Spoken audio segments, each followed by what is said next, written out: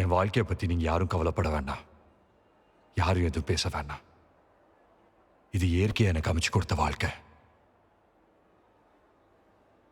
நான் இவங்களை தான் கல்யாணம் பண்ணிக்க போகிறேன்.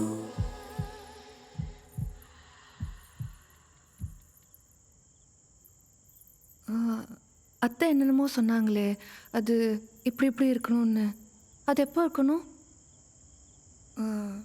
டைம் ஒன்றும் சொல்லலை. அத்தை சொன்னதெல்லாம் நீங்களே பண்ணுவீங்களா, இல்லை நானும் பண்ணணுமா?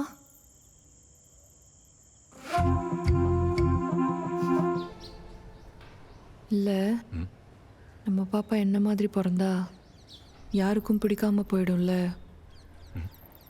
எல்லாரும் திட்டுவாங்க, அடிப்பாங்க. அப்படியெல்லாம் எதுவும் நடக்காது. நீ பார்த்துப்ப இல்லை?